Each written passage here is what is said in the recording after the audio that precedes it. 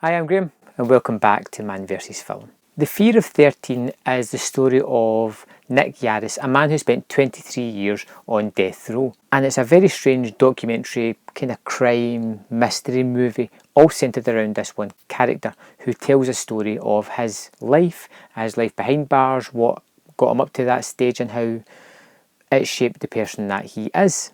And the movie is very firmly set on Nick Yaris. He is the one telling all the story. He is pretty much, his voice or his image is on the screen 95% of the time. It does some kind of recreations or kind of flashback type things to say add a visual picture to it rather than just having Nick talking to the camera the full time.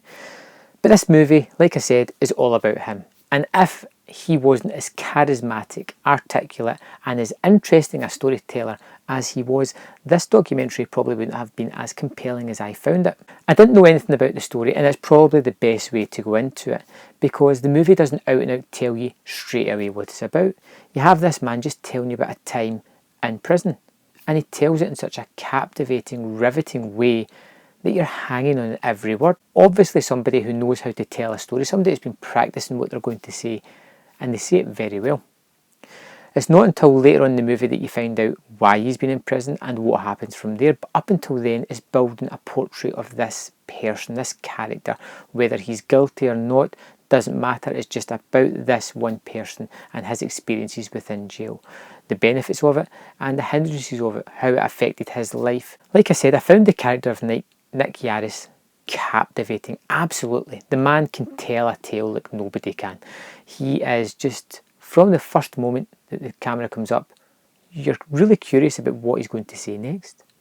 And it tells you some interesting stories along the way. As for the flashbacks, some of them I can understand why they're there to kind of break away from Nick for a moment or two, let the viewer acclimatise and show you an event or how it kind of happened, even though Nick himself is very good at painting a mental picture through his words. It's also interesting to find how the jail benefited him. When he went in there he could barely read, but by the time he came out he had a great vocabulary, he had a great understanding of the English language, had achieved certain grade college courses by mail type of thing. He had done very well for himself, and then it hits you with the crime, which by the time it gets to that, I'd already forgot about this guy was in there for a reason. I was more captivated with his stories.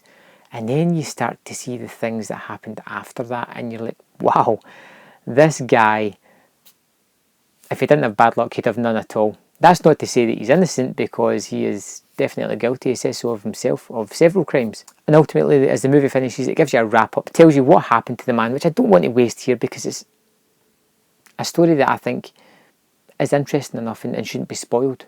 So if anybody tries to spoil it, just stop them. Say, nope. It's on Netflix. I think it's worth your time. I gave it 4 out of 5. It was really interesting, really captivated. Definitely something that I was unexpectedly hooked on. I wasn't expecting it to sort of really draw my attention as much as what it did. And I think that's a sign of a great documentary. Come back and let me know in the comment box below what you thought of The Fear of 13, and I will see you next time on Man vs Film.